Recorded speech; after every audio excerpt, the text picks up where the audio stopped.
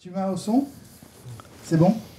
Bon, ben super, merci d'être tous venus super nombreux pour cette nouvelle émission de Vivement Dimanche. Avec Pierre et Gérald. Et donc c'est la deuxième ou troisième fois qu'on fait un direct comme ça, direct qui n'est pas direct, qui est enregistré, qui sera rediffusé, etc. sur Facebook. Et une émission de 2 heures. Donc je vais poser quelques questions pour accueillir nos amis qui viennent de très loin.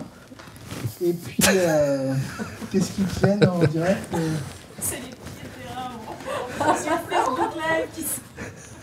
Et donc, on va enchaîner à quelques questions, puis après, on vous passera la parole, parce que c'est le plus important, si vous avez des questions... Tu veux que je le mette comment? Des questions pertinentes. Tout d'abord, parce que Pierre, Gérald, bon, je pose une question à vous deux en général à chaque fois, et puis celui qui veut répondre, répond. Tout le monde, il y a beaucoup de gens qui vous suivent ici, qui vous aiment, qui vous adulent. Et puis, il y en a d'autres qui ne vous connaissent pas forcément. Et il y en a d'autres qui ne connaissent pas non plus ce concept de satsang, de recherche spirituelle, de travail, etc. Donc, je voulais que vous vous présentiez un petit peu chacun en rappelant votre parcours rapidement, hein, pas 2 heures chacun. Juste un petit rappel sur qui vous êtes et en fait, pourquoi on est là ce soir. Non.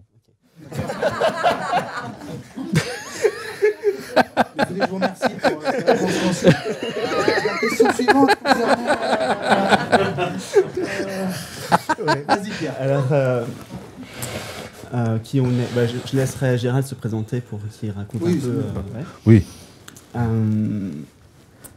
Donc, c'est très difficile. C'est la première vidéo que j'ai postée, justement, je commence en disant que c'est difficile de voir quand commence le cheminement spirituel. Donc, moi, quand je vais parler de ma vie, je vais plutôt parler du cheminement spirituel, parce que finalement, c'est ce qui a jalonné toute ma vie, quoi. Je me rends compte maintenant, avec le recul, que ça avait toujours été là.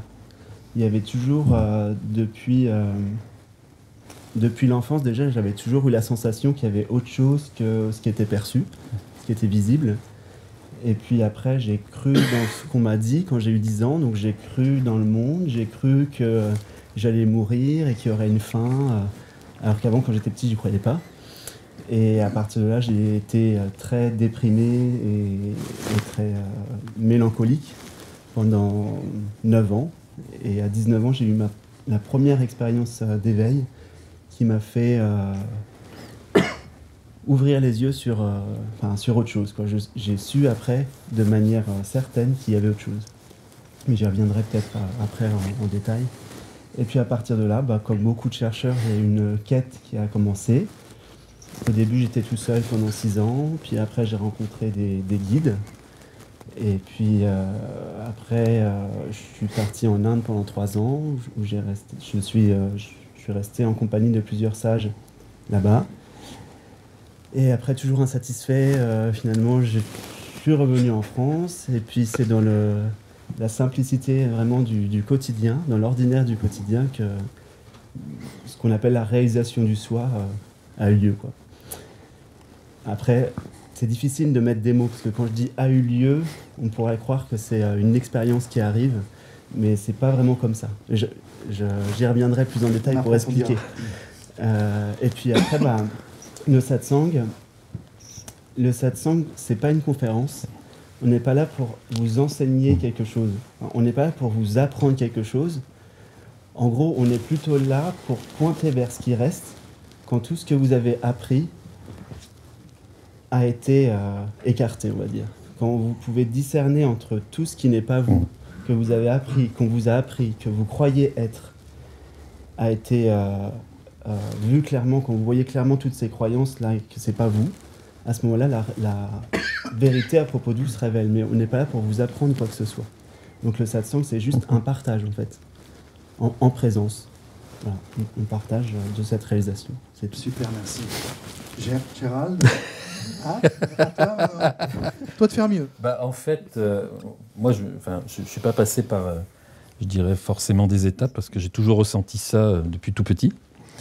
Voilà, je me sentais connecté à tout, uni à tout. Bon, il y a eu des hauts et des bas. Il y a eu aussi un passage mélancolique, un passage un peu dépressif et tout ça.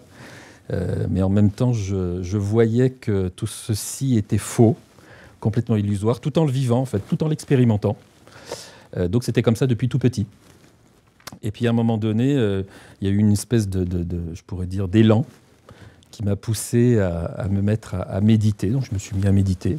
Je ne savais pas très bien comment méditer, donc j'ai commencé à prendre des positions, des postures. Après j'ai ouvert 2-3 bouquins. Il y avait des gens qui disaient faut méditer comme ça, faut méditer comme ci. Puis après je me suis dit c'est pas possible, je vais le faire comme je le ressens, c'est-à-dire intuitivement. Voilà, j'ai fermé tous les bouquins, puis je me suis mis à méditer aussi bien allongé que dans des asanas, donc dans des positions de yoga et tout ça. Et à un moment donné, quelque chose s'est révélé à moi comme étant une évidence, comme quoi je n'avais même pas besoin de suivre en fait une voie spirituelle et que j'avais toujours été le même.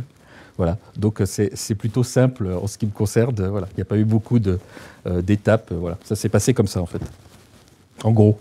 Merci. Tu nous expliquais pourquoi le but du satsang et pourquoi on est là.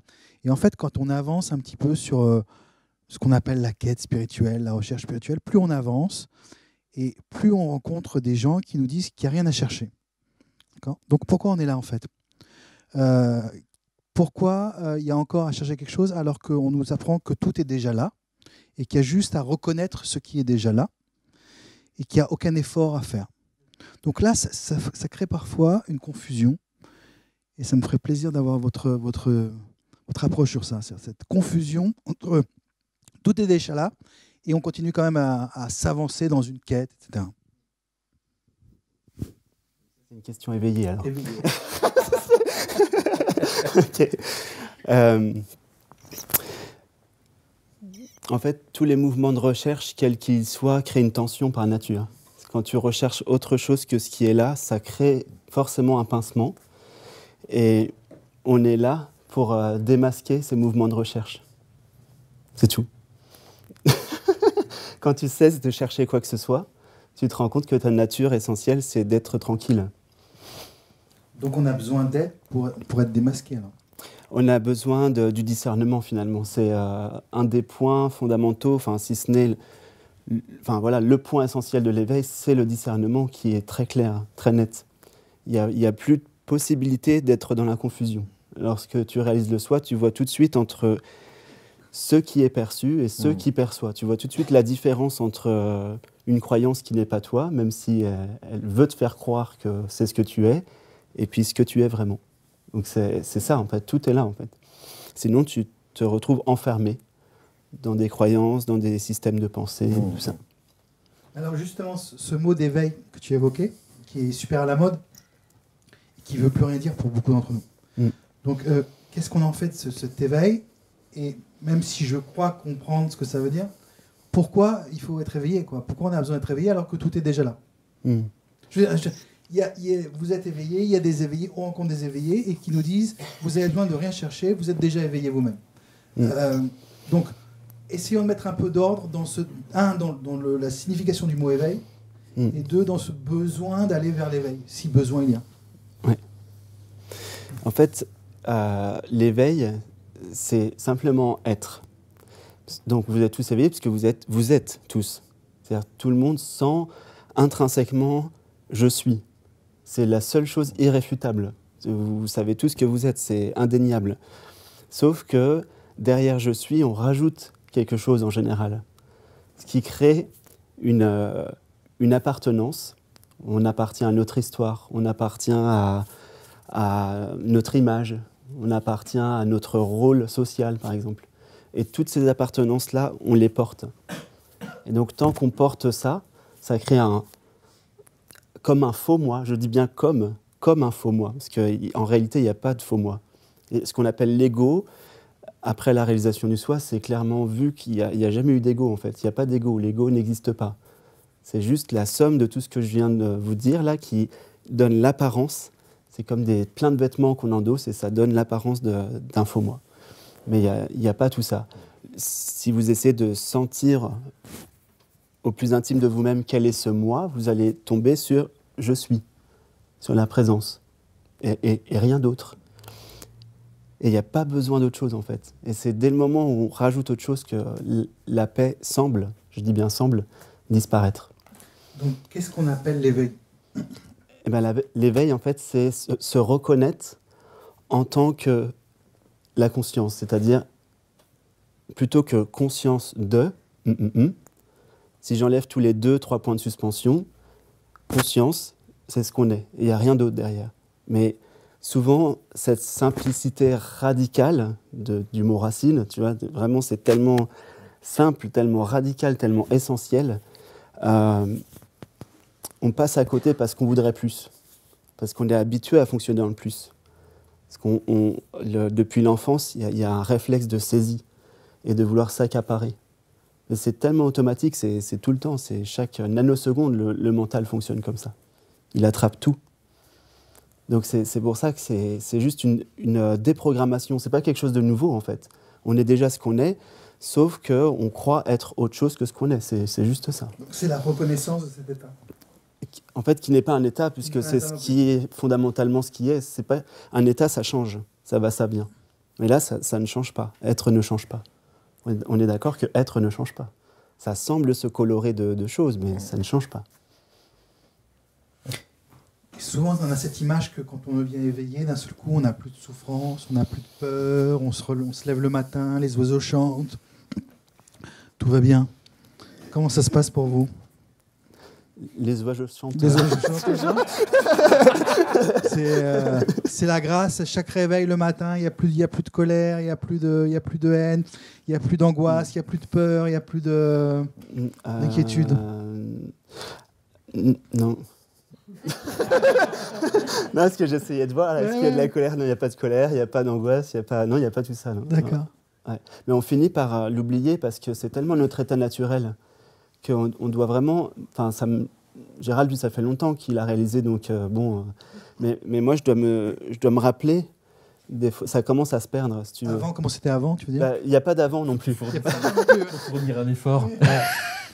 Et donc, effectivement, non, il n'y a pas tout ça. Mais par contre, ça ne veut pas dire qu'on n'a plus d'émotions. Non, il y a des émotions, mais justement, ta tournure de phrase est très claire.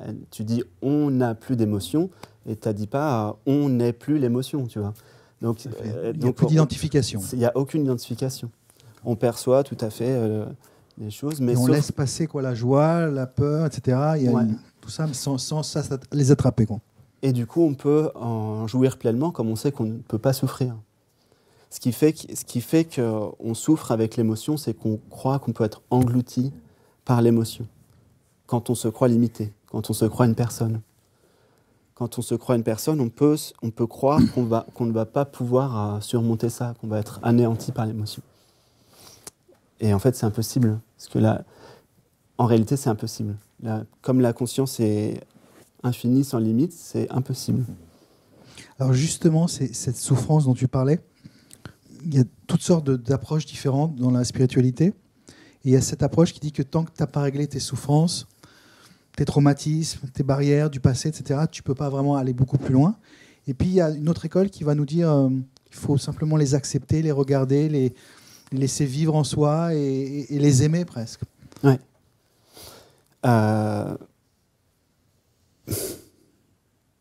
Il y a une troisième école encore. D'accord. Où tu peux reconnaître que tout ça, c'est pas toi. Donc, il y a plusieurs façons de procéder, effectivement. Et toutes sont vraies, en fait. Hein. Les trois fonctionnent. Ça peut marcher. Et ce sera en général différent pour chacun. Donc, c'est à chacun de voir ce qui lui parle le plus. Une personne qui va être plus dans une voie plutôt des dévotions, d'ouverture du cœur, par exemple, elle va être capable de sublimer par l'amour, la bienveillance, la compassion, tout ce qui apparaît. Elle va être capable d'embrasser, par exemple, toutes les pensées dites négatives ou les émotions négatives. Ou une personne qui a un bon discernement va prendre la voie de la connaissance de soi et va voir, tiens, ça c'est impermanent, donc c'est pas ce que je suis. Comme tous les sages, ils disent, vous êtes ce qui est permanent. Ça donne une indication. Donc toutes les voies, toutes les approches fonctionnent.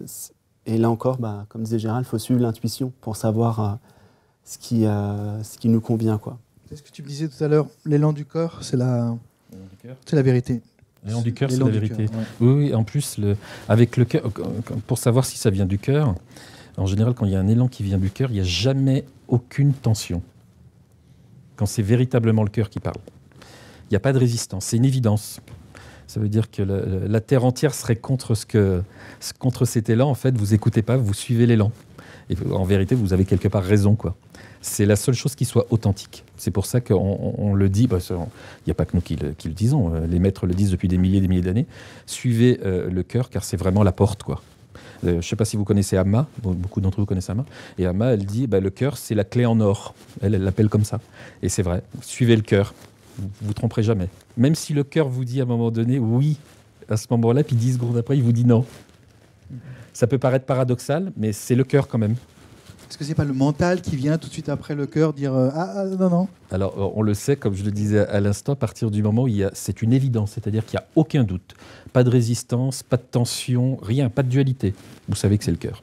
Dès qu'il commence à s'immiscer des doutes, des interrogations, des questionnements et tout ça, à partir de là, c'est le discernement qui se met en route aussi, pour savoir si c'est vraiment le mental ou si c'est le cœur. Mais en général, quand il y a tout le questionnement et tout ça, c'est souvent très très mental. Sinon, le cœur, c'est une évidence. Elle s'impose à vous. Une dernière question, puis après je vais vous passer la parole.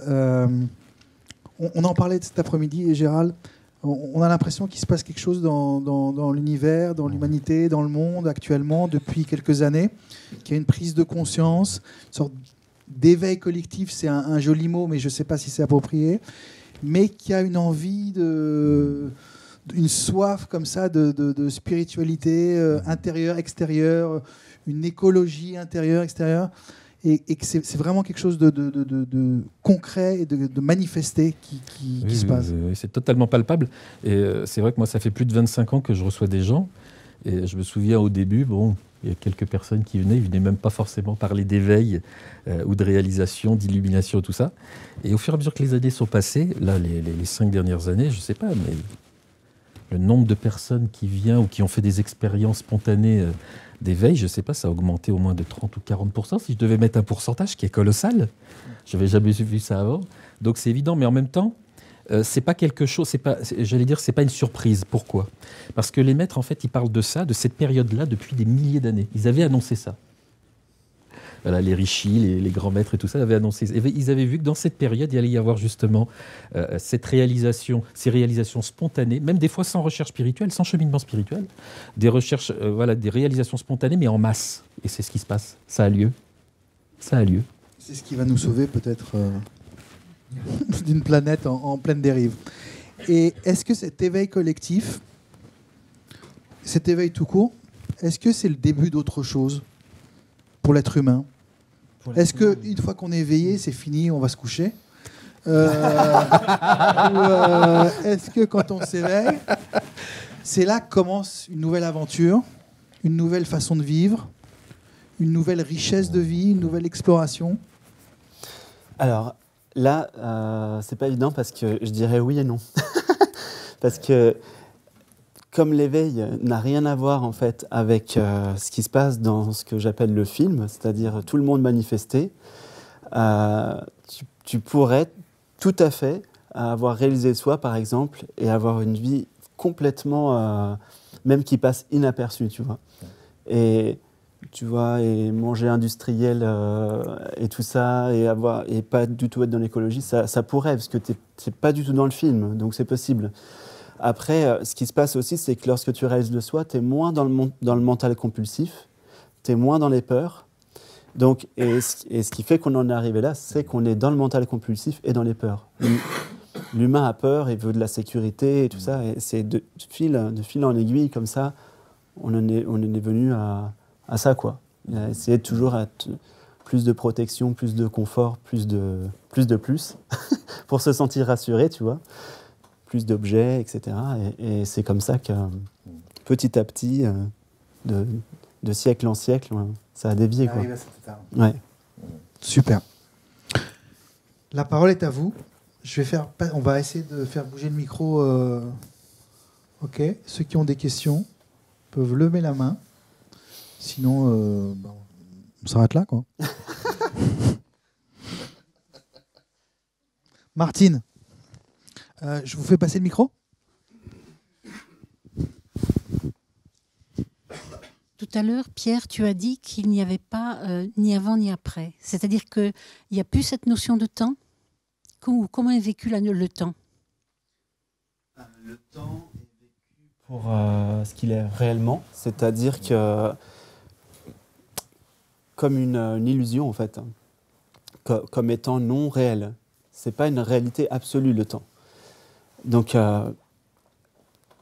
l'éveil aussi, c'est réaliser le vécu direct. Et dans le vécu direct, il n'y a aucune sensation de temps. Vous ne ressentez pas le temps, vous ne l'appréhendez pas. Le temps n'a aucun goût. Vous n'avez pas l'idée du défilement d'un temps. En fait, c'est une idée. Hein. Ça apparaît avec le mental, qui crée plein d'images comme ça, et ça fait un peu comme un film dans la tête. Et là, on voit ce film et on dit « Ah, c'est ma vie ». Mais dans l'expérience directe, il n'y a aucune temporalité.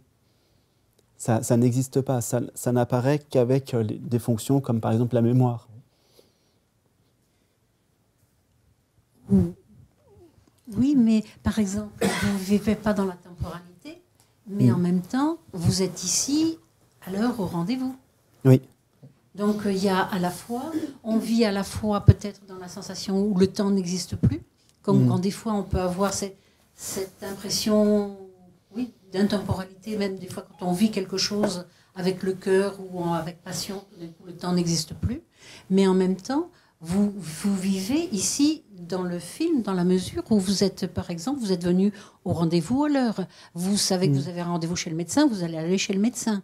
Hein, donc, il y a à la fois, c'est comme si on vivait sur plusieurs plans. Oui, ouais, c'est très, très paradoxal. Oui.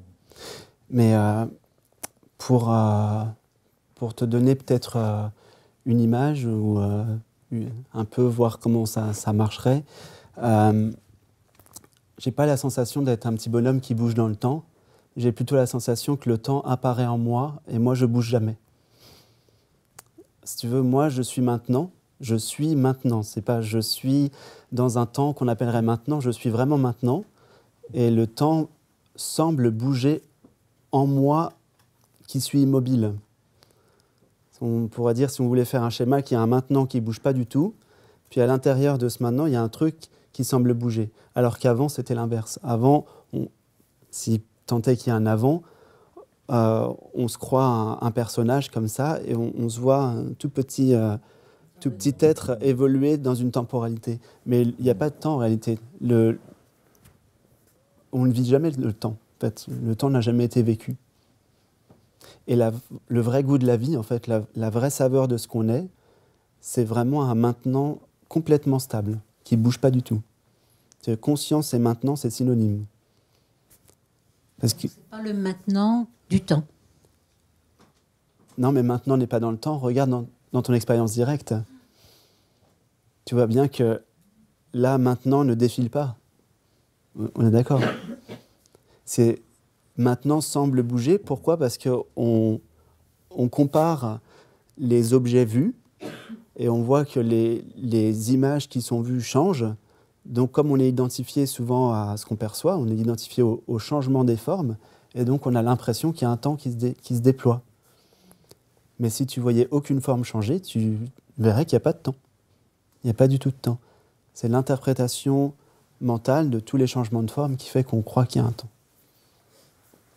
C'est l'identification à tous ces changements de forme qui provoquent le temps. Oui. Et passe par le vécu direct, tu vas voir qu'il n'y a vraiment pas de temporalité. La notion de temps, c'est reconnu en science maintenant, que le temps est un objet, tout comme l'espace, et en plus que le temps varie. C'est-à-dire qu'il se comprime et il s'expanse. Il n'a pas de vérité absolue. Il fluctue, quoi. Alors que ce dont on parle, la conscience ou être, ça fluctue jamais. C'est l'un des... Voilà, c'est... Ça veut dire que c'est de même pour l'espace ? Ça veut dire que c'est de même pour l'espace ? Oui. Le même vécu ? Exactement. Exactement. Par exemple, on croit se déplacer, mais le déplacement n'existe pas. C'est une illusion dans le vécu direct. Regarde dans ton vécu, J'en parle souvent dans les satsangs, mais on n'a jamais bougé de ici. On était là hier. Donc non, il n'y a pas d'hier non plus. Il y a pas d'hier. Tu vois, j'ai pas bougé. On a dit qu'on était venu de loin. Mais dans le vécu direct, j'ai pas bougé. C'est juste Lyon qui est venu à moi, mais moi, je n'ai pas bougé.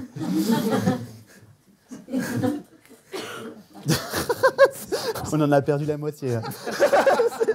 Ça va faire plaisir à la SNCF. Une autre question ? Une autre question, tiens. Bonjour. Vous dites que le temps n'agit pas, mais le corps physique, vous êtes conscient que vous allez vieillir. Non, on ne vieillit pas. Si le temps n'agissait pas sur vous, vous ne vieillirez jamais. Vous serez immortel finalement. Exactement. Est-ce que c'est le cas ? Oui, c'est le cas, tout à fait. Vous pensez que vous n'allez jamais mourir alors ? En tant que la conscience ne vieillit pas. Quand tu étais enfant, il y avait une conscience qui se regardait dans la glace et tu voyais ton visage dans la glace. Puis au fur et à mesure, on va dire, bon, là je parle de temps, hein, parce que je parle du plan, ce qu'on appelle le plan relatif. Donc le temps et l'espace, c'est du plan relatif.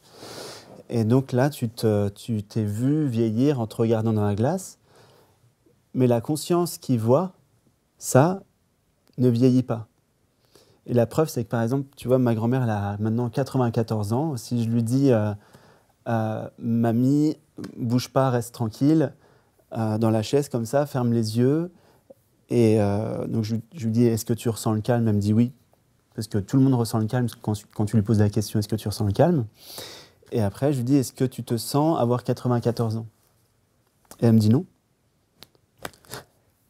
Si vous oubliez ça, vous n'avez pas du tout la sensation d'avoir un âge.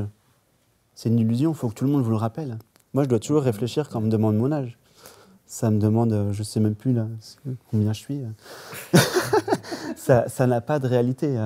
Le sentiment de vieillissement n'existe pas pour être. On est d'accord avec ça ? Est-ce que tu te sens ton âge ? Ouais. Non.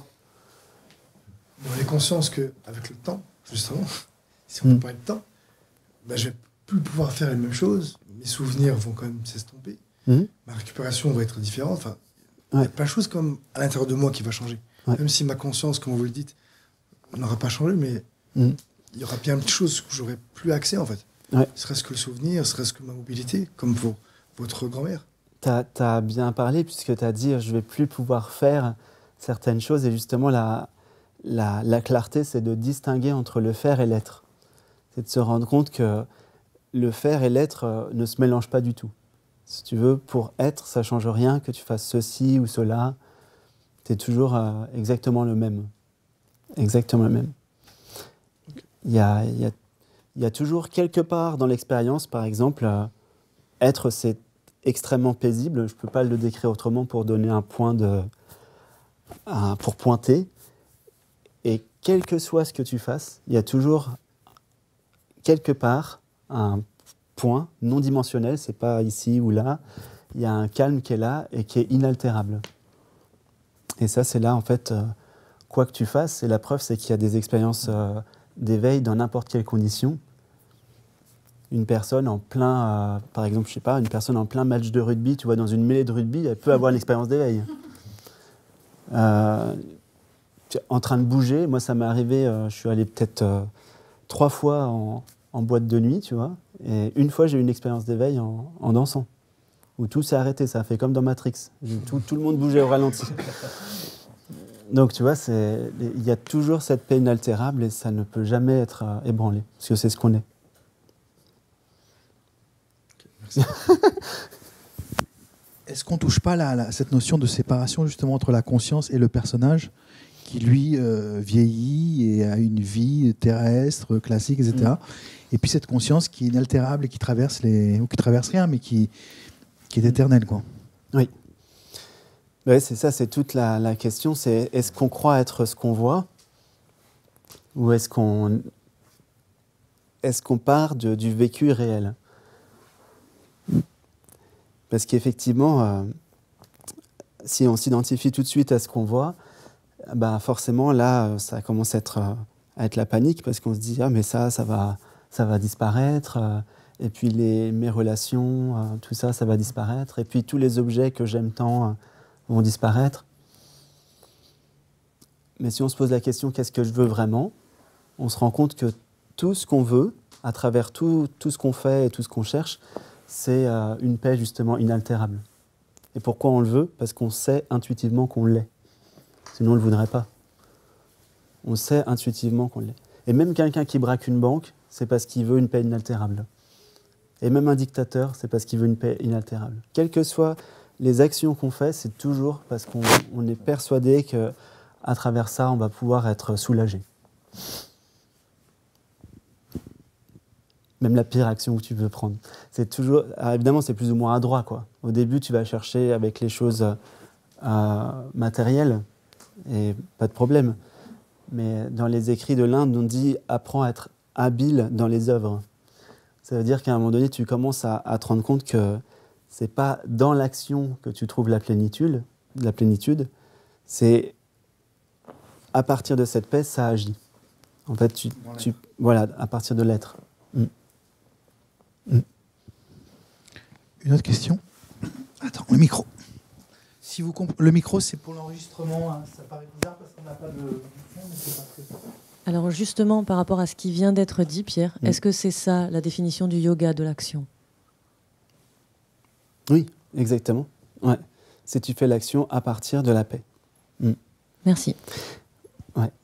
Mais ça va assez loin. Si tu creuses ça, bon, je pourrais développer pendant des heures là-dessus, mais ça va loin de dire j'agis à partir de la paix. Parce que ultimement, ça veut dire j'agis en n'étant plus une personne. C'est ça que ça veut dire. C'est-à-dire je vois ce corps bouger, je sais que c'est pas moi, quoi. Ça bouge, c'est la vie qui bouge. Ça pense, c'est la vie qui pense. Mais il n'y a personne aux commandes.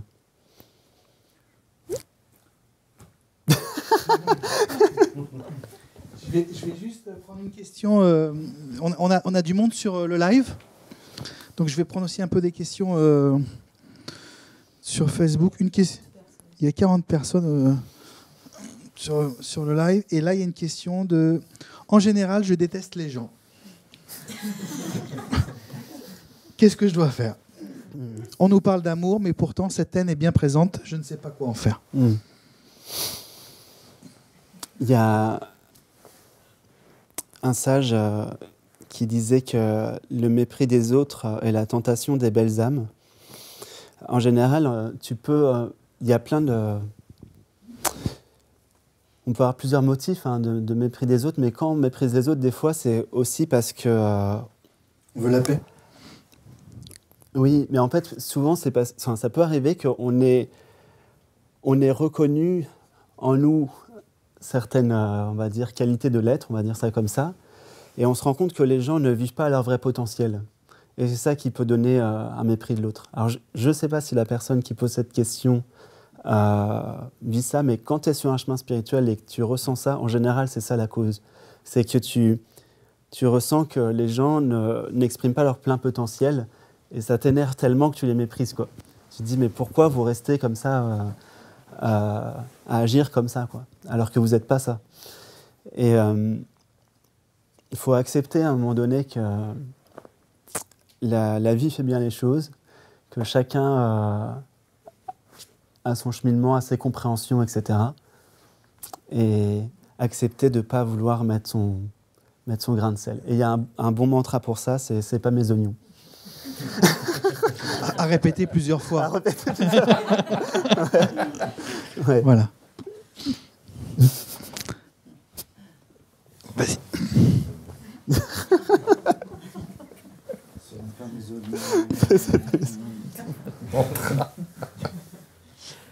Qu'est-ce qui provoque à un moment donné une bascule? Par exemple, je suis au milieu d'une mêlée de rugby, il y a cette bascule. Ouais. Je suis un chercheur spirituel pendant des années, hop, il y a une bascule. C'est...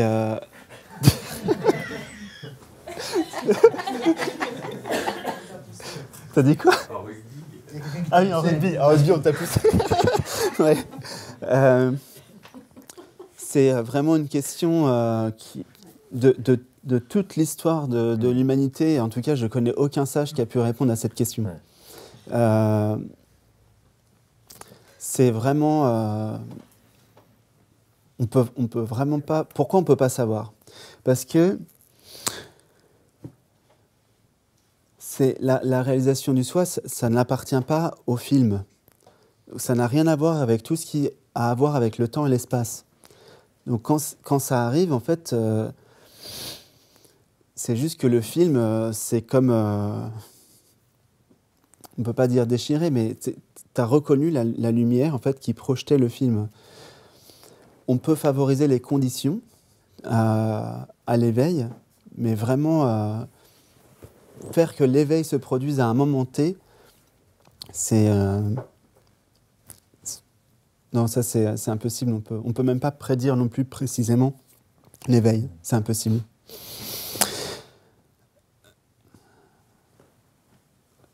Souvent, ça a quand même lieu... Enfin, ce qui est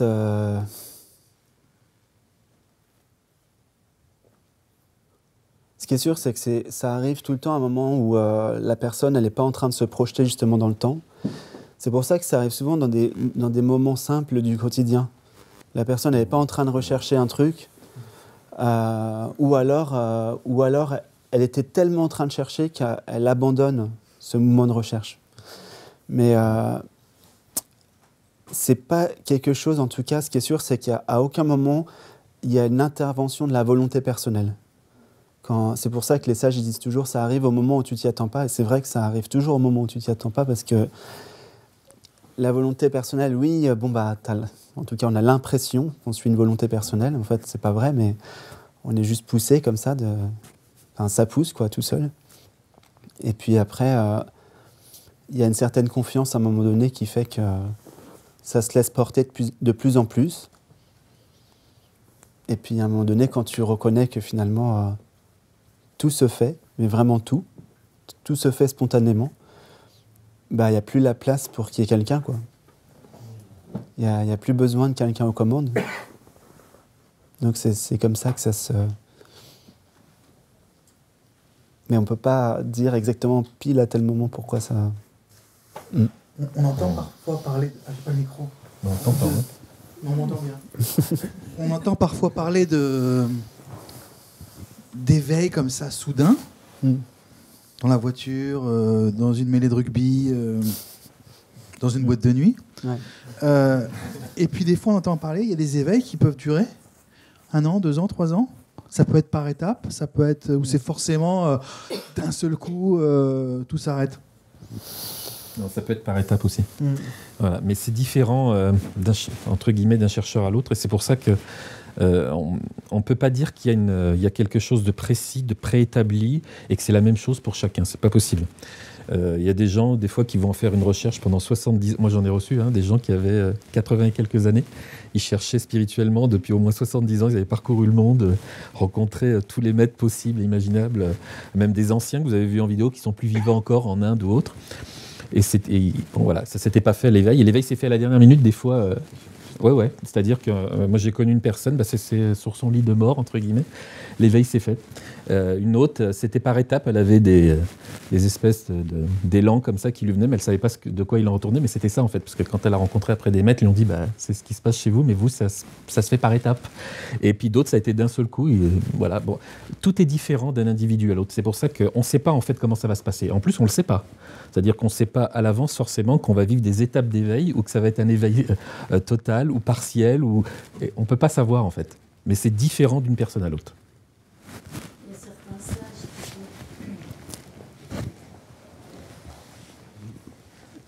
Bonsoir à vous. Ça fait plaisir de vous voir.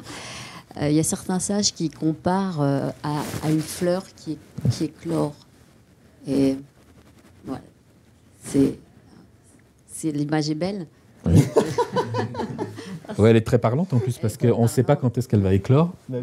Et puis à l'endroit même où elle va pousser, etc. Et tu auras beau lui dire exactement. Quand est-ce que tu vas éclore. Tout à fait. Ça se fera quand ça doit se faire en fait, quand c'est prévu que ça se fasse. C'est ça. Ouais. Ça éclore. Et j'ai une question. Oui, en ce moment, je suis travaillée par le phénomène de la loi de l'attraction. Je trouve qu'il y a un côté binaire dans le fait de cet enseignement qui dit que tout ce qui est à l'extérieur est à l'intérieur et que, par exemple, d'attirer. Moi, je pense particulièrement à des événements un peu tragiques pour des enfants, des familles, etc. Tu vois, je me dis que est-ce que réellement il n'y a que ce côté binaire qui existe ou est-ce qu'il n'y a pas d'autre réalité qui fait que à un moment donné, des événements tragiques arrivent à quelqu'un, à une famille, et que cette personne ne l'a pas du tout attiré. Ou cette histoire de karma. Je remets aussi en cause le karma, parce que je trouve qu'il y a un côté binaire aussi dans le karma. Tu vois, ça m'interroge, en fait. Je me dis que si on est tous...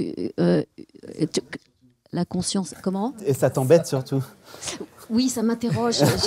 Je cherche. T'aimerais que ça soit autrement ?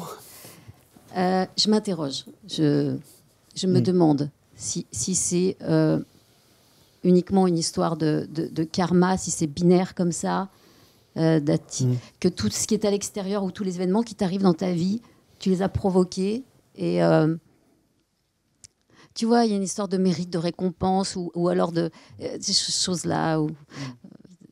Voilà, ou de fatalité, ou alors de destin, tu vois. Et ça ne me plaît plus, en fait. Voilà, ça ne me parle plus. Voilà. Moi, je me dis que... voilà, ça m'interroge, en tout cas. Ce serait intéressant de voir en quoi ça te plaît plus. Qu'est-ce que tu voudrais d'autre ?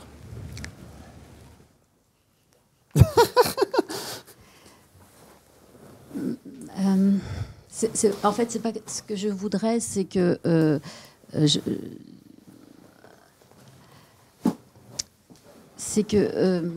me dis si on est tous unis, est-ce que il y a des personnes qui ne sont pas réellement victimes et qui ne l'ont pas attiré. Ouais. Oui, il y a la raison, en fait, la responsabilité aussi. Le truc, c'est que souvent, on pense que la souffrance, c'est gratuit, ça n'a aucune utilité, ça ne sert à rien, etc. Et en fait, chez la vaste majorité des gens, c'est souvent par la souffrance qu'il y a justement éveil et réalisation. La souffrance, c'est le but de la souffrance, c'est de te pousser à réaliser là où il n'y a pas de souffrance. Parce que pour la conscience, la souffrance réellement n'existe pas. Pourquoi ? Parce que la souffrance, c'est une perception. On est bien d'accord que toute souffrance, c'est perçu. Or, la conscience, c'est ce qui perçoit. Donc, la souffrance fait pression pour pouvoir t'amener à réaliser ce qui perçoit plutôt que ce qui est perçu. Et la souffrance, c'est vraiment très relatif, puisqu'on en parlait tout à l'heure avec Gérald. Tu peux prendre 10 000 personnes qui sont dans la même situation, par exemple une situation de vie vraiment hyper spartiate, tu vois. Tu as des personnes qui vont le vivre super bien, qui vont être super heureuses, et t'en as pour qui ça va être l'horreur. Donc tu vois, c'est complètement... c'est toujours à prendre... En tout cas, c'est pas gratuit. Ça, je peux te le dire, c'est pas gratuit.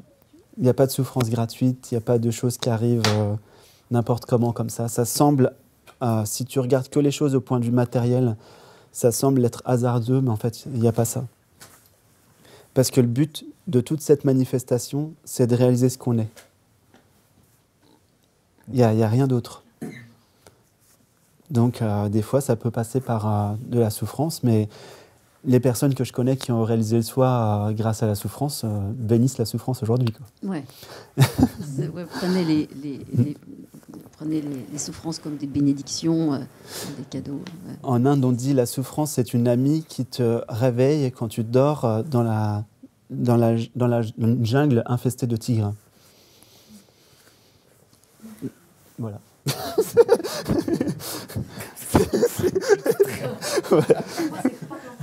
Ouais. Tu peux nous le dire en sanskrit? Ah non, même pas.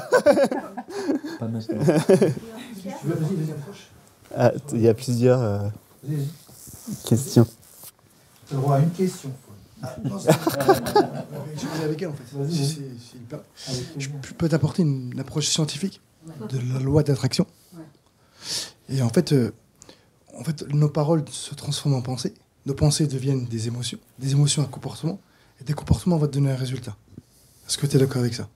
Si je te demande de fermer les yeux, de penser à quelque chose d'agréable dans ta vie que tu as réussi, tu verras que forcément, avant, tu étais dans un état positif. Et à l'inverse, des choses que tu as échoué parce que tu étais dans un état négatif. Et en vrai, tu programmes ton subconscient et tu vas avoir en fait un comportement en fonction de ce que tu penses.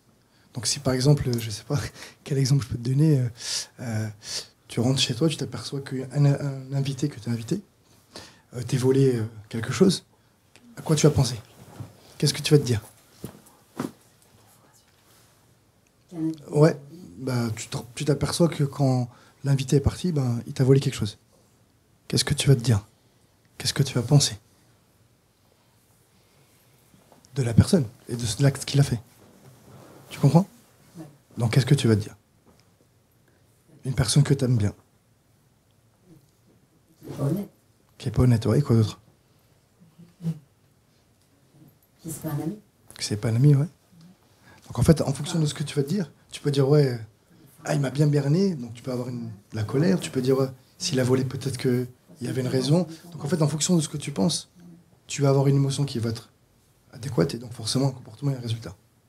Voilà, je sais pas si j'ai été clair.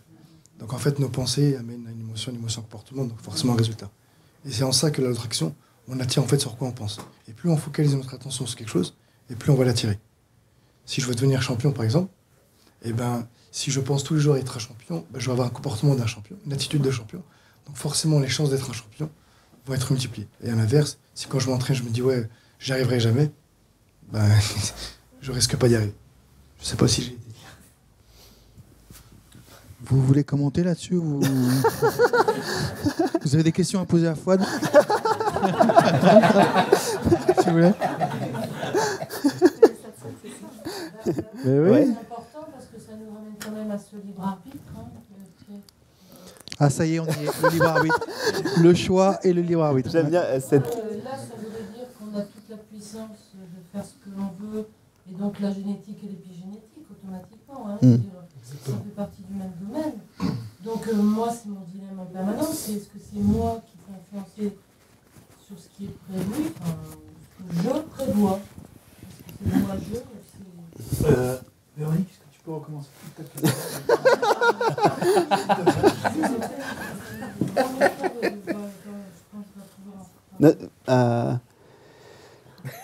Alors la question, c'était est-ce qu'on peut en gros jouer avec la loi d'attraction, la pensée créatrice et compagnie, et croire encore dans le libre arbitre? Ou plutôt, est-ce qu'on peut croire qu'il n'y a pas de libre arbitre? Parce que nous, ce qu'on partage, c'est qu'effectivement, au bout du compte, quand il y a réalisation du soi, tu te rends compte qu'il n'y a pas de libre arbitre. Puisque déjà, le libre arbitre, c'est forcément quelqu'un qui veut un libre arbitre. Ce n'est pas la vie qui veut un libre arbitre. L'arbre ne se dit pas « j'ai le choix », l'oiseau ne se dit pas « j'ai le choix ». Et en voulant défendre ton libre arbitre, tu deviens prisonnier de ta liberté. Mais bon, ça, c'est... Je pourrais développer longtemps là-dessus. En fait, non, ça ne contradit pas du tout. Parce que l'expérience de la pensée créatrice et de la loi d'attraction, c'est juste une expérience. Et si tu regardes bien, au bout du compte, d'où est parti l'élan qui a généré cette expérience, tu vas te rendre compte que ce n'était pas personnel. Ça avait juste envie de jouer comme ça. Et tu n'as aucunement choisi cette pensée « Ah tiens, j'aimerais bien jouer avec la pensée créatrice ».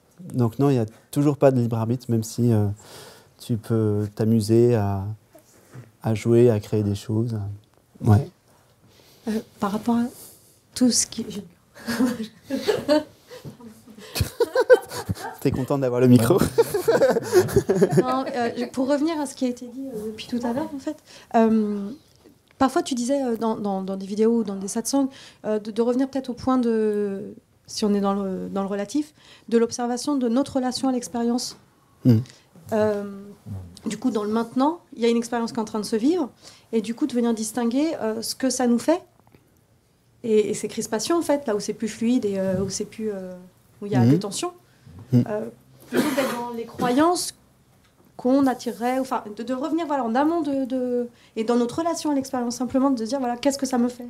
Enfin, qu'est-ce qui se passe à ce moment-là ? C'est la colère, c'est pas de la colère, c'est du manque, c'est un besoin pas nourri ou quelque chose comme ça. Et souvent, sous cet angle-là, on peut-être qu'on prend de la distance par rapport au personnage. Oui. Bah, en fait, l'expérience de jouer avec la pensée créatrice et la loi de l'attraction, c'est intéressant parce que ça te fait te rendre compte qu'effectivement, tout est un. C'est juste pour ça que ça existe, cette expérience-là. Juste pour se rendre compte que tout est un. Pendant 1 an, j'ai joué avec ça et tu penses à un truc instantanément, tu l'as. Enfin, tu vois, bon, je pourrais donner plein d'exemples, mais ouais, pour moi, ce que ça m'a appris, c'est juste ça. Et le fait qu'en fait, rien n'est séparé. Puisqu'à chaque fois que tu veux quelque chose avec le cœur, bah, tu l'as, donc du coup, bah, rien n'est séparé. Mais par contre, là, ce qu'on dit là, effectivement, ce que tu as dit, de voir les tensions, ce que ça fait, effectivement, ça t'amène à te détacher petit à petit du personnage. Effectivement. Tu commences à te rendre compte qu'il y a quelque chose qui émerge. Après, tu peux commencer à remonter le fil et commencer à dire « mais d'où ça émerge ?» Et plus tu deviens conscient et plus tu vois tous ces systèmes au ralenti. Il y a pas longtemps, je disais à mes élèves en méditation, vous verrez à un moment donné que vous pourrez voir la pensée apparaître au ralenti, vraiment au ralenti, et voir comment c'est fait, de quoi c'est constitué, et de quel endroit du subconscient ça apparaît, etc. Et comme ça, tu peux avoir un meilleur détachement. C'est comme si tu déconstruisais le petit moi, quoi. À un moment donné, tu te rends compte qu'il n'y a pas d'entité derrière ça. Il n'y a rien, en fait. C'est juste une association de pensées, de croyances, d'émotions, mais il n'y a pas de centre, là. Le centre, c'est ce qui perçoit, quoi. Le je suis qui perçoit.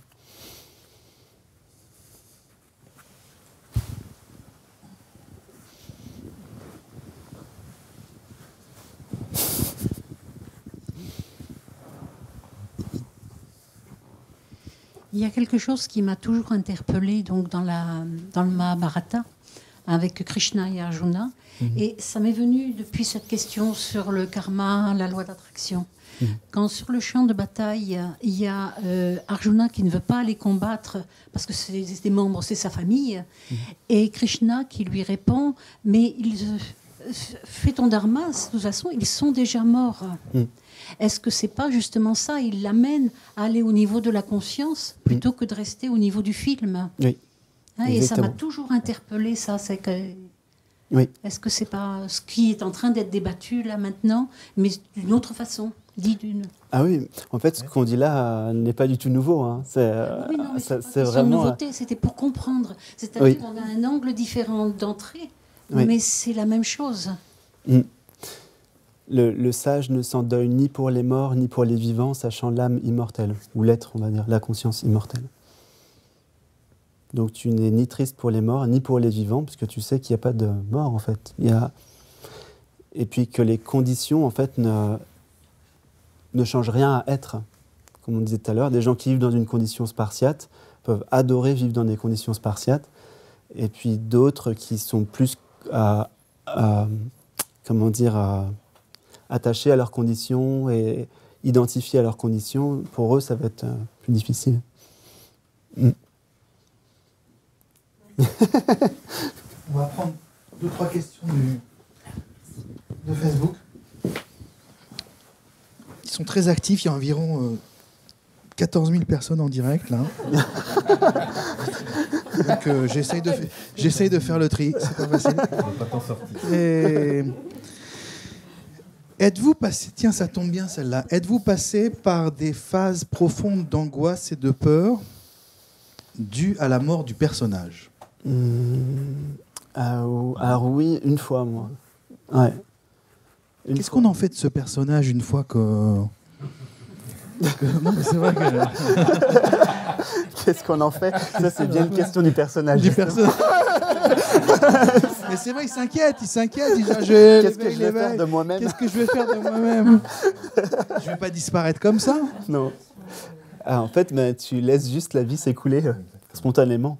C'était déjà comme ça avant, sauf qu'avant, tu croyais avoir un contrôle sur quoi que ce soit. Sauf que là, tu sais que tu n'as aucun contrôle, mais c'est tellement plus apaisant, en fait. Parce que si tu as le contrôle, tu peux foirer ton contrôle, tu vois. Parce que là, tu sais que c'est la vie qui fait, donc la vie, elle se trompe pas en général. Elle fait bien. Donc, qu'est-ce qu'on entend par cette crise de disparition du... Tu nous parlais, tu dis qu'il a vécu ça une fois. En fait, à l'époque, c'était assez dur parce que j'étais pas aussi désidentifié, donc je l'ai vraiment vécu à fond. C'était une peur de mourir tellement insupportable que j'avais envie de me suicider pour ne plus avoir peur de mourir. Ça peut paraître un peu... mais voilà, c'est logique. Et ça m'est arrivé qu'une fois. Hein. Et du coup, je me souviens que... Je savais que tout était impermanent, mais je me suis dit, je vais rester dans le lit, je ne vais surtout pas bouger, parce que si je prends quelque chose, je vais me tuer. Mais je pense que c'est assez rare. Enfin, je crois que c'est assez rare en tout. Mais c'était intense, quoi, un pic comme ça. Mais globalement, j'ai pas eu énormément de souffrance extrême quand même sur le chemin. Parce que j'ai eu plutôt un chemin très très progressif. J'ai pas eu un cheminement comme certaines personnes que je connais qui ont tout perdu, tu vois. Le métier, la femme, la maison, se retrouver à la rue avec 4 enfants, tu vois. Non, j'ai pas eu ça. Et c'était plutôt tranquille. Et toi, Gérald? J'ai eu une période, à un moment donné, où lorsque j'ai vu que tout était illusoire, mais vraiment tout, et tout avançait, en plus c'était vraiment particulier parce que je voyais tout au ralenti. C'est difficile à expliquer, je ne sais même pas comment, alors je le dis comme ça. Et je me suis dit, mais en fait tout est illusoire. Je mélangeais, je finissais, parce que c'était confus en même temps. Donc je voyais qu'il y avait quelque chose qui était en train de disparaître. Et j'avais l'impression que je voulais pas que ça disparaisse. Après, je voulais que tout disparaisse. Donc, du coup, j'avais envie aussi de mourir. Mais je savais pas ce qui avait vraiment envie de mourir. Et c'est ça, parce que le temps que je discerne que, en fait, tout ça, même ça, c'était illusoire, ça a été une période un peu intense aussi, comme le disait Pierre, où j'ai fait à peu près la même chose d'ailleurs. J'ai plus voulu bouger. Et après, c'est devenu une évidence, en fait. Voilà, cette espèce de, je ne sais pas comment on peut le dire, ce petit moi est mort de sa belle mort. Et ça s'est fait très, très naturellement. Mais je sentais qu'il ne fallait plus que je bouge, en fait. Parce que si je me mettais à bouger, là, tout pouvait advenir. Alors, la mort du corps, le ceci, le cela. Enfin, mais c'était complètement illusoire. Mais effectivement, je suis passé par là aussi. Et on peut le dire en matière d'intensité, c'est intense. On peut le dire comme ça. En tout cas, dans le monde relatif. Ça apparaît comme ça. Tu as l'impression que tu vas disparaître complètement, quoi. Ça faisait un drôle d'effet à ce moment-là, je me souviens. Ouais. Au contraire, tu vis peut-être plus intensément encore après, quelque part. C'est plus le personnage, c'est plus... t'es dans l'être, uniquement. Après, il y a eu encore des années avant qu'il y ait la réalisation. Ça, c'était juste... C'était des crises... Ouais. Il y avait... Voilà, c'était ça. En fait, ce qui est délicat chez la plupart des chercheurs, c'est la phase où tu reconnais que tout le monde relatif est illusoire, mais que tu n'as pas encore l'assise dans l'absolu. Il y a le relatif, il y a l'absolu. L'absolu, c'est ce qui n'a pas été créé. La conscience n'a pas été créée. Elle est toujours la même. Elle ne se modifie pas. Mais au début, comme tu n'es pas établi là, tu souffres parce que tu n'as rien à te raccrocher, du coup. Tu crois que tu perds tout, quoi. Tu perds tout parce que tu crois appartenir au monde. Voilà. Donc c'est ce passage-là qui est souvent un petit peu délicat, quoi. Il y a un saut. Entre guillemets. Je vais prendre une autre petite question et puis après je vous repasse le micro de Catherine qui nous dit si je crée ma réalité à partir de moi, tu crées ta réalité à partir de toi, il crée sa réalité à partir de soi, nous créons notre réalité à partir de nous. Où est la conscience? En fait, c'est ça le truc, c'est que il n'y a qu'une seule conscience, il n'y a qu'une seule conscience globale, mais la conscience se voit... Moi, j'aime bien prendre l'image... c'est comme... On pourrait prendre l'image qu'il n'y a qu'une seule trame, et dans cette trame, il y a des tout petits trous, on pourrait dire. Par exemple, là, il y a des paires de trous, tu vois, c'est les yeux. Et les yeux ont tous un point de vue différent, mais c'est la même conscience qui vit à travers derrière chaque regard, là. C'est la même conscience. Si on focalise plus derrière, pas devant les yeux, mais derrière les yeux, c'est-à-dire pas sur une image, mais sur ce qui perçoit l'image, on se rend compte que c'est exactement la même chose. Donc il semblerait que les créations des uns et des autres soient différentes, mais en fait non, c'est la même conscience qui joue à faire de multiples rôles. On pourrait dire tout comme le même metteur en scène pourrait mettre en scène tous les acteurs, quoi. Ça ne pose pas de problème. Mais c'est la même conscience. Et c'est pas que les humains.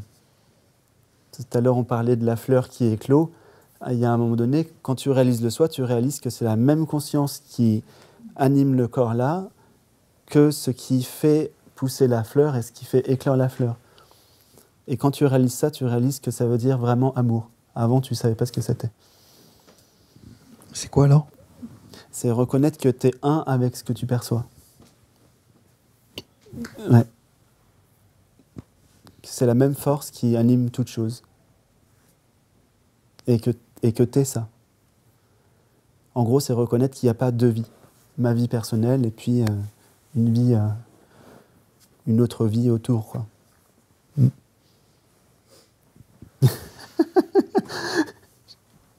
Tu as une question, Olivia.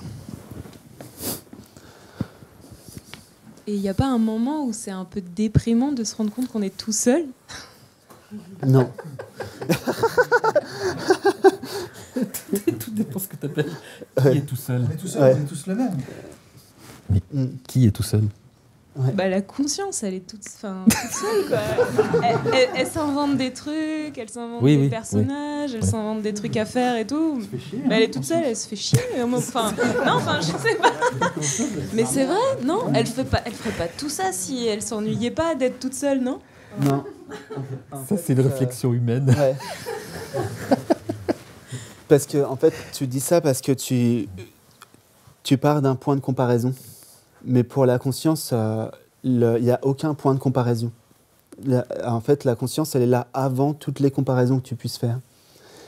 Et justement, la liberté est là. Parce que tant qu'il y a des points de comparaison, tu n'es pas libre. Pour être libre, il faut que tu t'autorises à être ta propre autorité. Mais la conscience, elle a autorité sur tout, même sur l'ennui, la déprime, etc. Elle est là avant. Elle existe avant le sentiment « je suis tout seul », si tu veux. Parce que « je suis seul », ça fait encore un truc en trop. C'est « je suis tout court ». Il n'y a pas besoin d'autre chose que... Mais tout le monde, en méditation, même des débutants, si le mental se calme, à un moment donné, tu te rends compte que ce qui reste, c'est joyeux. C'est...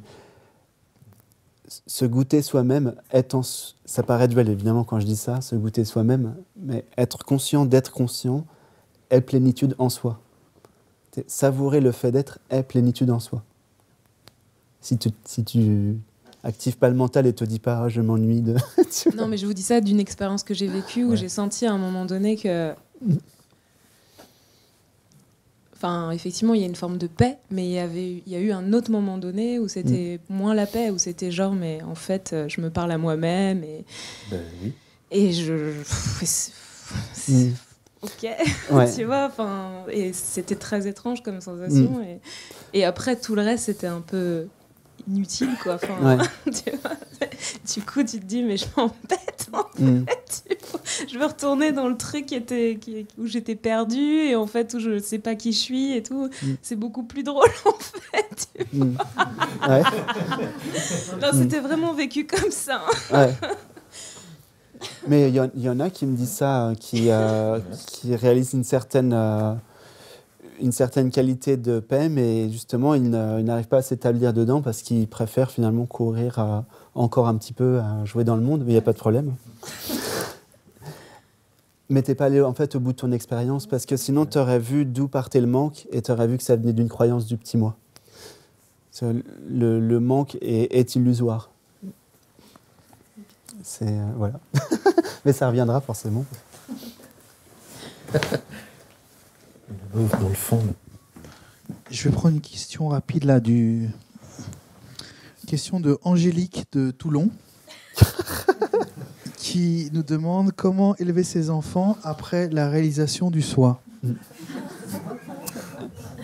Exactement pareil. C'est la même chose.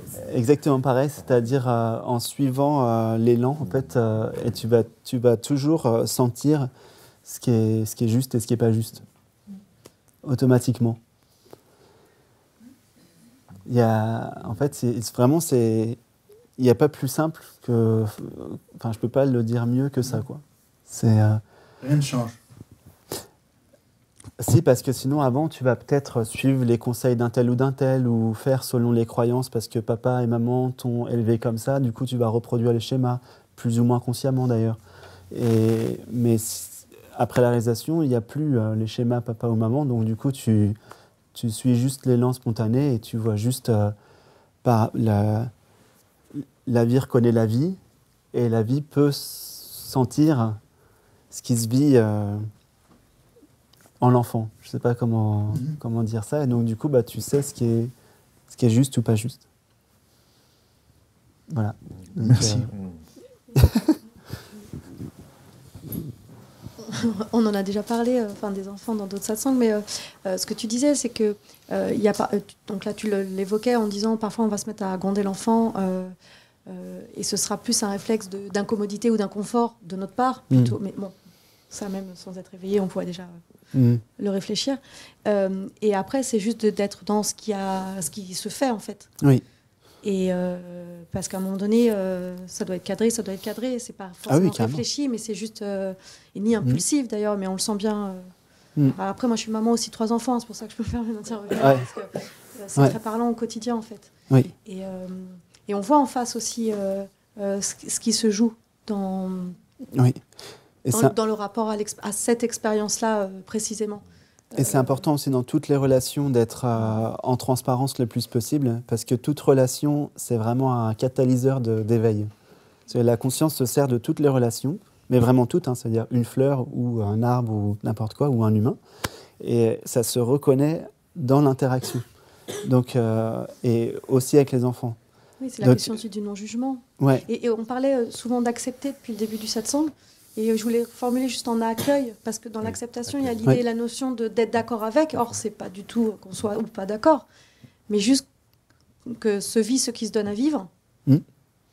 Ouais. Et ça sans s'accueille. Valeur ajoutée. Oui, sans valeur ajoutée. Et ça s'accueille. Donc l'accueil, c'est pas avec la volonté personnelle qu'on accueille, c'est qu'on se rend compte que ça s'accueille automatiquement. Tout comme quand vous voyez l'image, là, vous voyez bien que ça s'accueille automatiquement.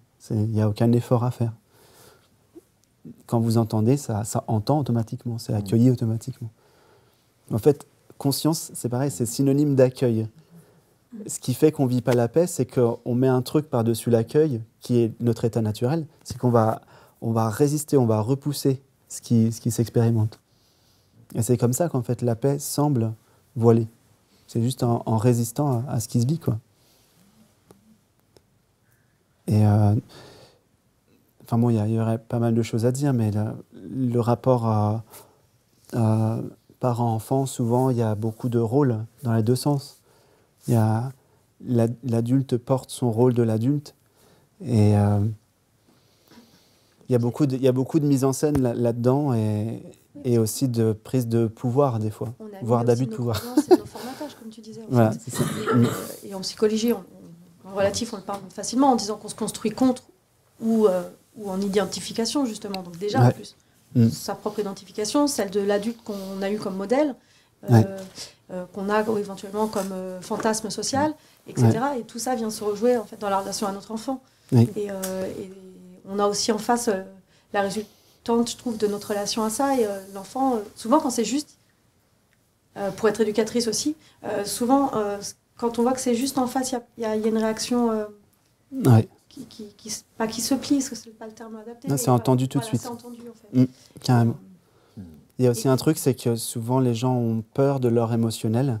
Et donc, du coup, ils ont peur que l'enfant exprime ses émotions, alors que c'est peut-être l'un des points fondamentaux pour justement être libre et en paix. C'est justement de laisser s'exprimer la vie. Le corps, il sait revenir à l'équilibre tout seul.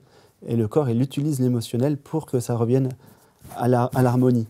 Donc, si on ne laisse pas l'enfant s'exprimer et que ça se réprime tout le temps, bah après, 40 ans après, on retrouve les émotions. On nous appelle après. En tout cas, les enfants, pour le vivre au quotidien, les enfants, ils sont d'une réceptivité magnifique, en fait. C'est super. Ça vous permet de faire des satsangs après. Voilà, c'est ça. Moi, ils savent, mes enfants, que je suis là avec Pierre et Gérald ce soir. Ben voilà. 11, 10 et 7 ans. Et je leur ai dit, ce soir, je vais voir Pierre Léré et Gérald. Et on a déjà fait des méditations avec eux, ils ont déjà regardé des vidéos, des fois je les mets comme ça dans la maison, puis ils écoutent, ils dessinent à côté, ils sont bien. Et on a déjà parlé avec eux, par exemple, de ce qu'on parlait, par exemple, du fait qu'il y ait une multiplicité de choses et qu'on s'ennuierait peut-être si on était dans l'absolu.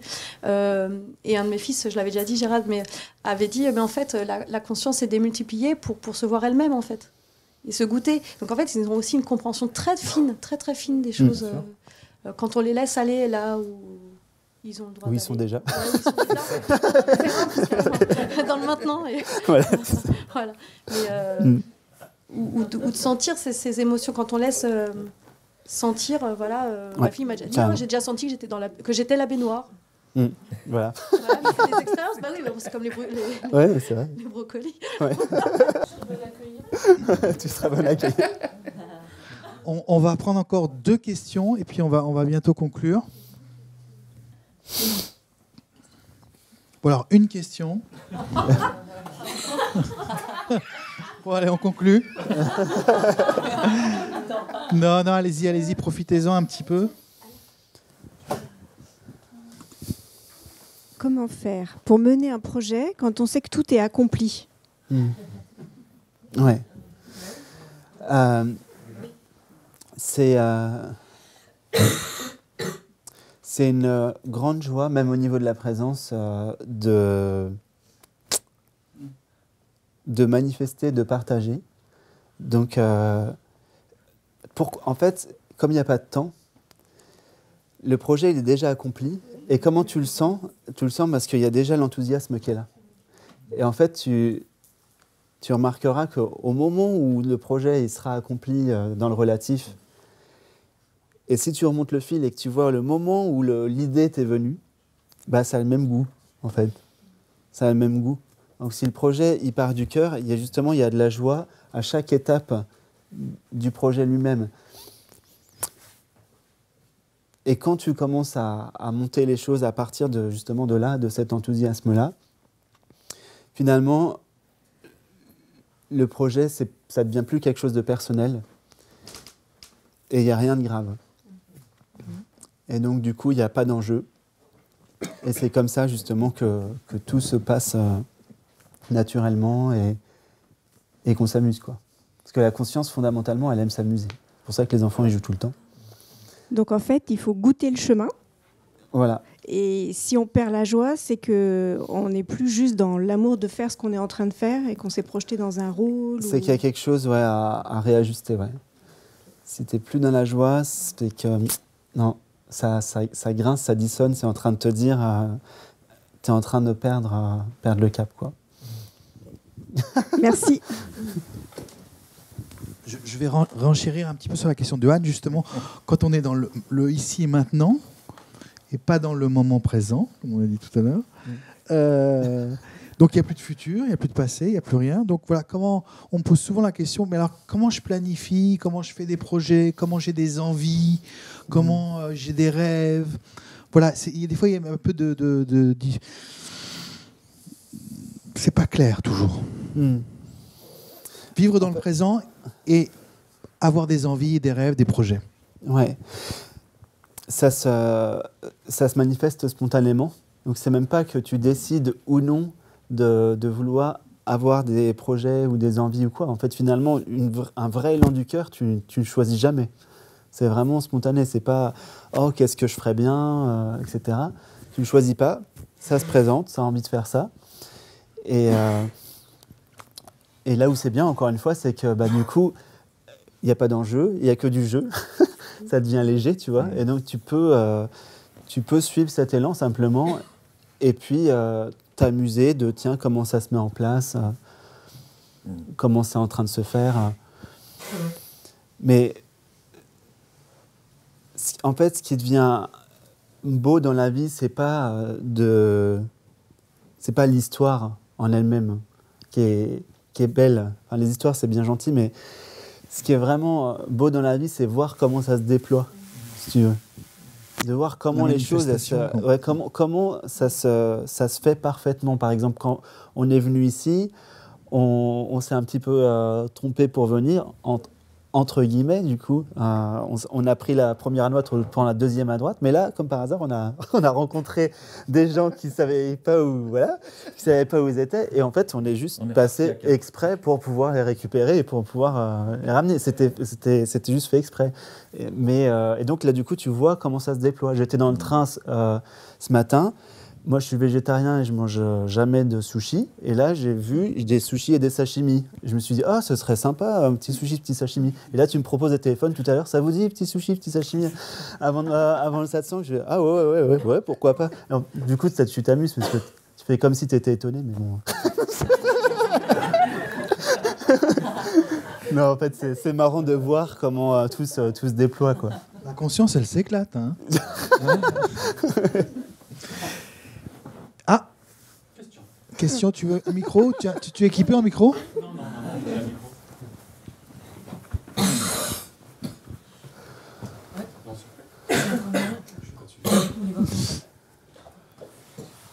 Du coup, je sais plus où mettre l'action.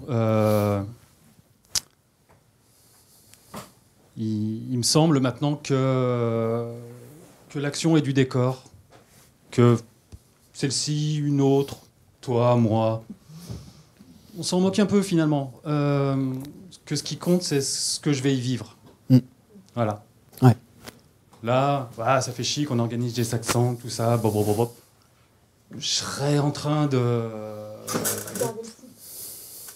balancer du mercure dans une rivière que finalement, il m'est pas donné de vivre les émotions qu'on a en balançant du mercure dans une rivière. Mais voilà, donc il y a un moment, il y a une espèce de relativisme.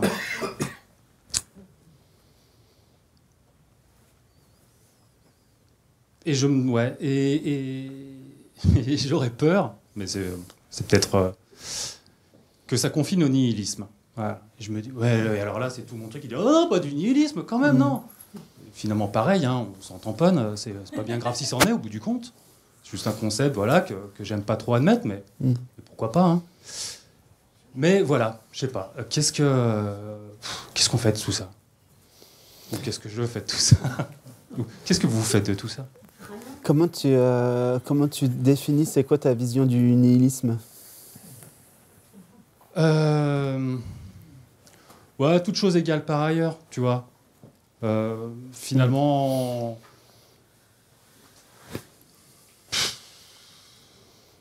ça n'a plus d'importance, si tu veux. Enfin, voilà, c'est ta souffrance. Vas-y, quoi. C'en est pas.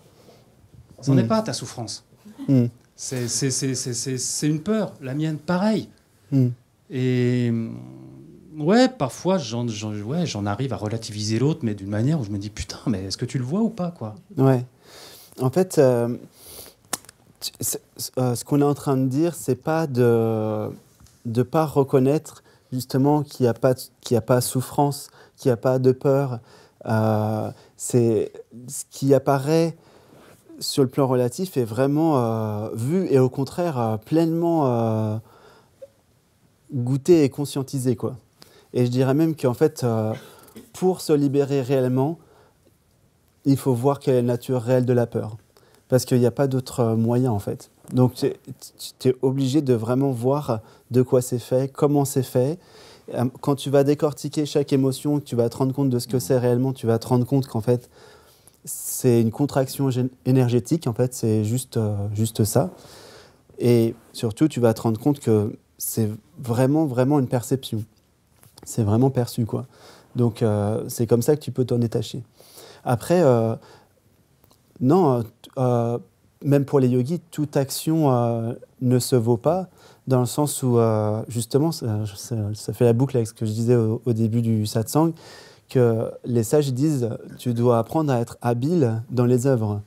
Et être habile dans les œuvres, justement, ça veut dire être capable de suivre l'enthousiasme, de suivre la vie. Maintenant, automatiquement, si tu suis la vie, comme la vie préserve la vie, c'est spontané. Dès que tu te coupes la main, hop, tu as l'autre main qui vient par-dessus, qui vient prendre soin, c'est automatique. Donc là, il y a peu de chances que tu viennes avec l'élan de vie consciemment aller balancer dans la joie du mercure dans les rivières, tu vois. Mais en fait, dans ce qu'on dit, c'est au contraire que si on fonctionne de la manière classique dont l'humain fonctionne, c'est l'humain, il tend vers un but. Quand tu es dans le mental, tu te dis, une fois que j'aurai ça, je serai heureux. Alors que nous, ce qu'on vous dit, c'est, vous êtes déjà heureux, et à travers chaque action, ça peut être constant. Ça peut être tout le temps là. Et c'est pas une question de la dimension de l'action aux yeux de l'humanité. Je veux dire, tu peux te faire un petit cappuccino, tu vois, et c'est transcendant. C'est une question de à quel point tu es là. Tu vois ce que je veux dire ? À quel point tu... je sais pas comment expliquer. à quel point tu es un dans l'action, quoi. C'est ça l'état de yoga. Je comprends, oui, c'est ma présence. Mais du coup... c'est comment considérer cette action ? Ouais, peut-être autrement que par tiens, c'est marrant, elle me permet ça. Mais. En fait, l'action parfaite, tu te le dis pas. Il n'y a pas tiens, c'est marrant, je me permets pas. Aux yeux de qui tu te permettrais ? Tu as la conscience absolue, tu peux tout faire si tu veux. Il n'y a aucune limite, tu peux tout expérimenter, quoi. Et puis dans ton action, tu as des défis de toute façon. Donc je veux dire, facile, pas facile. Des obstacles à franchir, c'est ça l'expérience, le chemin, le travail à faire. Oui, mais c'est juste. Oui, mais ma question, elle est juste, tu vois, sur la couleur de l'action. Je sais que l'action, elle va me servir dans mon karma, à faire ce que je dois faire et tout. Pas de problème. Ça, je suis clair là-dessus. Tu vois, par exemple, la couleur, à un moment, je me dis, tiens, ouais, être jaune, bleu, verte, pareil, quoi. Donc, du coup, celle-ci, une autre. C'est du décor. Tu vois, la notion d'obstacle dans l'action, par exemple, c'est quelque chose que je vis pas. Je ne sais plus ce que c'est. Je vois pas... je vois sur le plan relatif, ouais, je veux prendre mon train, il y a un gars qui m'empêche de prendre mon train. Mais je veux dire, pour moi, ça change rien. Donc, effectivement, si tu conditionnes le fait d'être à l'action, à l'agir, tu souffriras, c'est inévitable.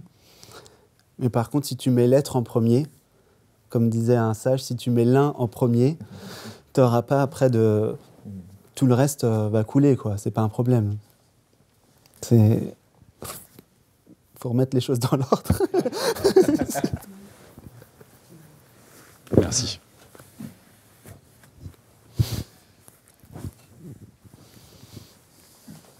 Une toute dernière question. Et sinon, on va prendre... Ouais, je te passe dans une seconde. On va prendre un temps pour conclure.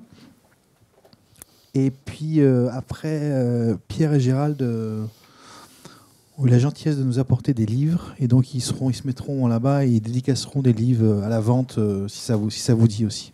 Le livre qui s'appelle L'Ain, justement. Hein ? Il n'y a que l'un. Il n'y a que l'un, à côté du Rhône. Et tiens.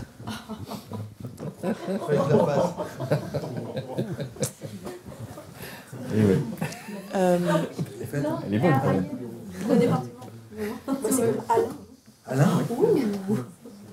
Alors moi je suis toute novice en fait, je vous connaissais pas et j'écoute pour la première fois vos idées ce soir et moi je suis chrétienne et du coup ça fait beaucoup de liens avec ma religion et en fait ce que vous dites éclaire certaines choses que je comprenais, enfin qui me passait au-dessus de la tête, que j'entendais intellectuellement. Et du coup, je voulais savoir quelle était votre relation à un Dieu. Parce que j'entends le mot de conscience, et moi, ça résonne, Dieu. Et pour vous? Bah, tu connais l'Ancien Testament. Donc, comment Dieu se définit lui-même dans l'Ancien Testament? Quel est son nom? Ben, il en a plein. Et en même temps, il y a à Moïse. spécifique. Je serai ce que je serai. Je suis. Non, il dit, tu diras je suis, t'as envoyé. Ouais. Donc surtout, voilà. Surtout à l'image. Ouais. Je suis, t'as envoyé. Dieu, c'est je suis. Il se nomme lui-même je suis. Ouais.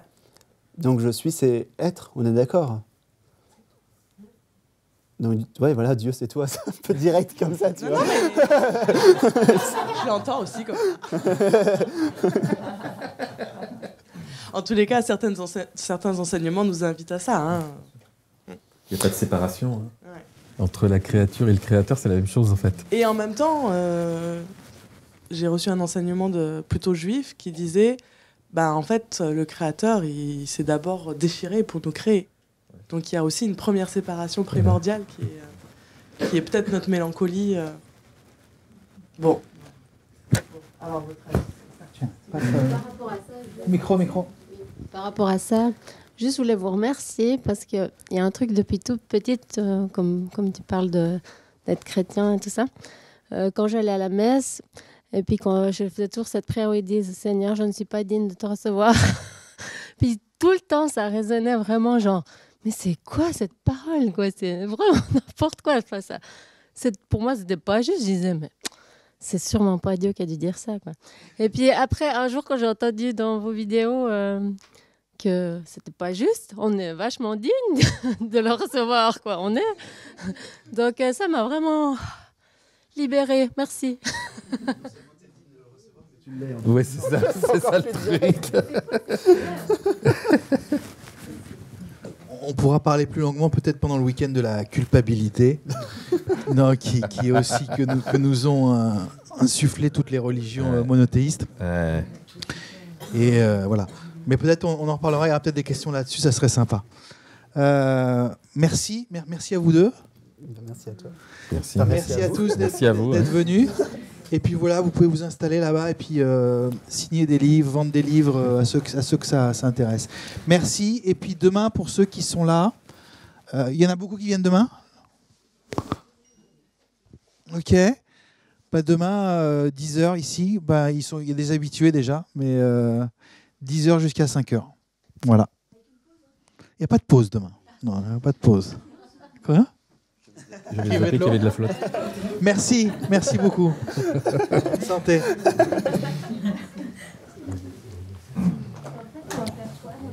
Comment? Demain, on va faire des jeux.